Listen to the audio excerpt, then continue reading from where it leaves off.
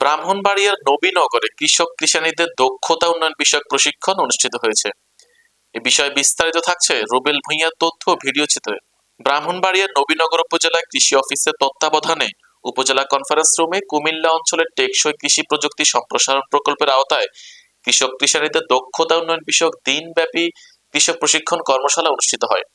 উদ্ভিদ সংরক্ষণ অফিসার পরিমল চন্দ্র দত্তের সঞ্চালনায় প্রশিক্ষণ সেশন পরিচালনা করেন ব্রাহ্মণবাড়িয়া জেলার কৃষি সম্প্রসারণ অধিদপ্তরের উপপরিচালক ডক্টর মোস্তফা ইমরান হোসেন, উপজেলা কৃষি অফিসার মোহাম্মদ জাহাঙ্গীর আলম লিটন সহ আরো অনেকে। উল্লেখযোগ্য, উপজেলার কৃষি ফ্যাক্টরে ব্যাপক উন্নয়নের প্রচেষ্টা অব্যাহত রেখেছেন উপজেলা কৃষি কর্মকর্তা জাহাঙ্গীর আলম লিটন।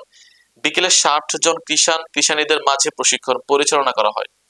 আমি তো নিজে সবজিটাকে রান্নাটা করে রান্না করে আমি যদি নিয়মিত খেতে খাওয়া দাওয়া করে তাহলে তো আমার কোনোটা হতো না, হতো।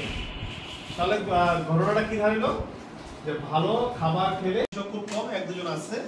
আমার আজ থেকে ৪০-৫০ বছর আগে যে কৃষি ছিল সেই কৃষিটা ছিল মূলত আপনার জৈব কৃষি, যেটা আমরা আবার ঘুরে ফিরে আসতে চাচ্ছি। আপনার অটো টায়ার এগুলো বেঁধে দিতে হবে, তাহলে কি হবে, ওই যে ড্রাগনের যে ডালটা গিয়ে ঝুলে পড়বে, তাহলে ঝুলতে গিয়ে তার এখানে আর কোনো মানে ই হবে না, ক্ষতি হবে না। হ্যাঁ, রাবারের উদ্দেশ্য যাবে।